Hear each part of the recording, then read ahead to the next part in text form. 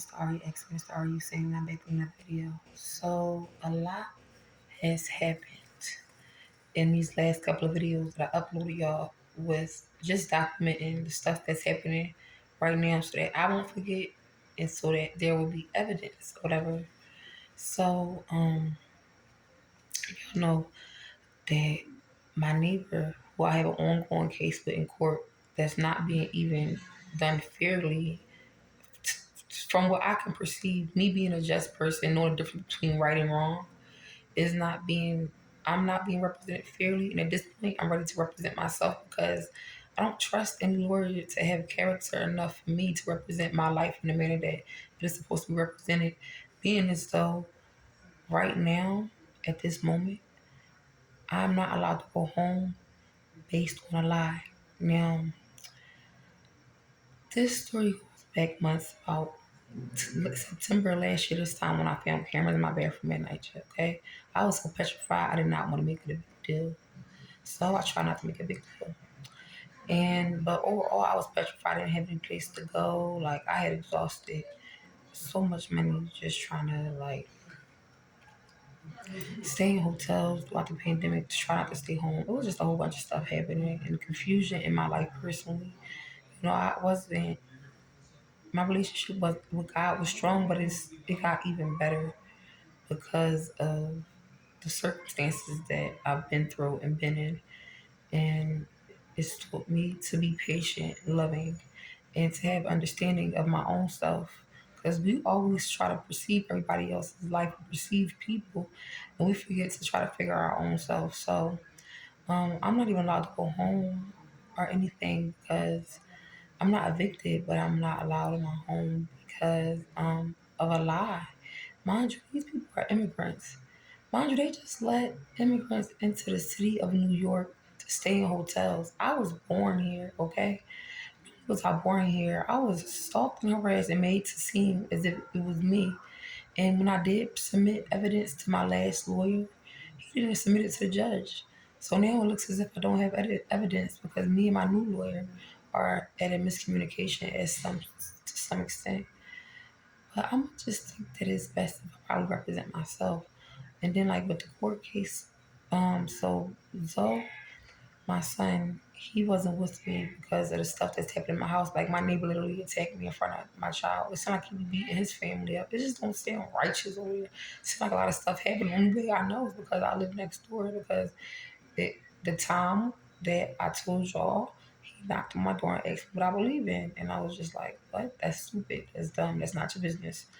So I don't even like. It's a whole bunch of confusion. The fact of the matter is, my lease on the Nitro Portal that I live at isn't even the lease. It doesn't even say my address that I have now. This man who lives next door was the same man who was living upstairs on top of me at Polo Ground Towers. Okay? I've called the FBI. I've called the police. Nobody arrested him. Even when he choked me, he did not get arrested. Then he claims to ACS that I'm suicidal. Mind you, Nitro has been in and out my apartment just to be in and out my apartment. So I decided to put my son somewhere other than with me in a safe home, in a safe environment where I know that he won't be, done wrong, persecuted, or, stalked or really be sought out to be killed because of my spiritual belief, if that's what it is, or because of the fact that I said at night you had cameras in the bathroom. And, it's just so much stuff that factor into why I'm under this persecution and scrutiny. But one of the issues that I had with Zoe's case was court case that was taken to court because I did not produce the child in 24 hours. My own child, who no one said I killed. I don't know. It was just foolishness. So the lady who says her name is Miss Levizzeri, I gotta get there. Everyone's first and last name. She took it to the judge to petition the courts for me to produce the child. The child was here. She's seen my son. She's seen Zoe. He's okay. She's seen him home as I recorded. I'm an eager parent, so sometimes I get eager, but I need to learn to calm down. I'm gonna do that like now. Learn to calm down. Um,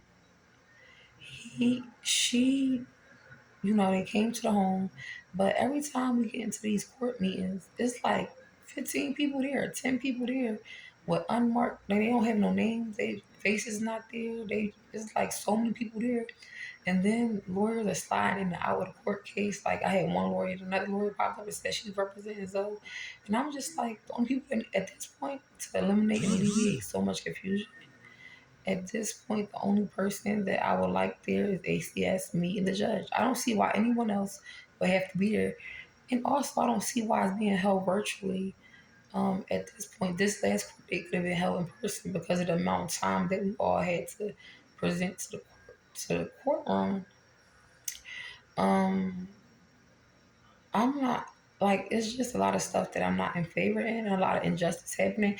Even with the judge telling me that I cannot go back home without even having. I spoke to him diligently. I spoke to him as clear as I'm speaking to you, and this makes so much sense. And he still did not reissue my restraining order towards this man, and he still did not. He put me out in the streets pretty much. He said don't go home until he moved. I know he's not moving because he was put there to watch me. And he had shown him some video recordings of me going to trash and stuff like that. It was foolishness. It was just like evidence that he said I call him a rabbit. Like stuff that just does not make sense and is a waste of time. It's just like, come on now. But that's what is going on inside my life. So yeah, the judge did not hear me, and he has clearly tried to make it seem as if I'm a hate. Well, he said the claim was that I hate Jews, the hate crime against Jews, that I hate Jews. But it's just foolishness, and they are like even in front of my face while I'm sitting in the court pews. The judge, the prosecutor, and the person who I'm not going to have represent me anymore. I represent myself. He's not a bad person. It's just that I don't trust anybody. Um, they be contending with each other.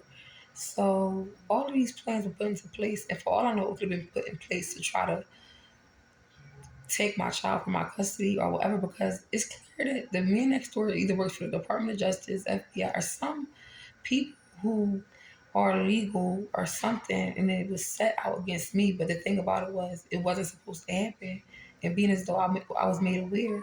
Whether you work for the FBI or not, I'm a normal person. You are stalking me if you are watching me, whoever you work for. If you are watching me that close, you are stalking me whether you get paid or not. That's true. It doesn't matter what condition you're doing it under. It's true, and I realized it. You know, I've searched him up in his previous addresses, if that's even his previous address. We don't know. This man is I don't know. That should be America's concern. Like where what's really going on, unless of course he's here by the knowledge of some important people. That's all I'm saying in regards to that. Um, yeah, I've been facing so much persecution. So they just hatred on everyone's. Why like I don't want to be judged with hate. Hatred on the judge when he like I feel hatred from the judge. I feel hatred from the person sitting next to him. It's just hatred in a courtroom, and I'm the only person being charged with a hate crime. Like no one seems to care that what I'm saying is true. And so next Thursday, I'm gonna be evaluated. The judge said if I don't show up on next Thursday, it will be a court order issue for my arrest, and I'll be doing it in jail. I'm just like, wow, are you serious? Are you really serious right now?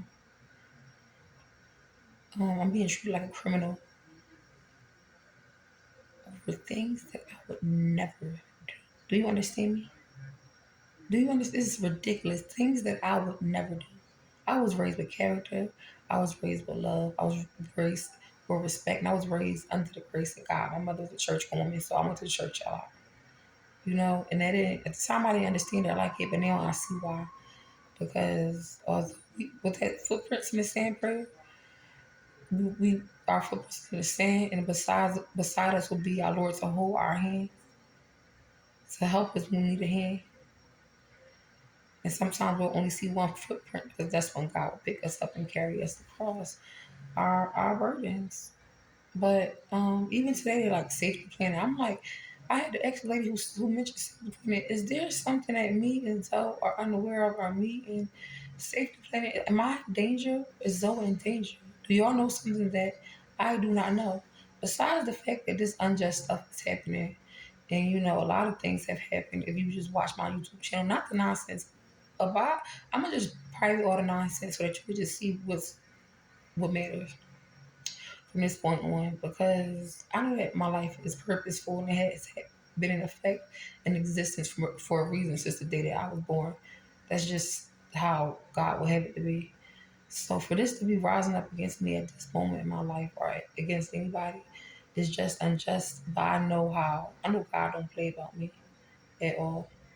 I know, you know, God is a merciful God. He said, do not touch my anointed and do my prophetess no harm. I'm not doing any crime. I have not done any crime. I'm not guilty of a single thing, and yet I'm being incriminated by what I perceive to be criminal-minded people. But it's your girl, Minister Ari, Minister Ari. You see, remember, do what you got to do for y'all of y'all.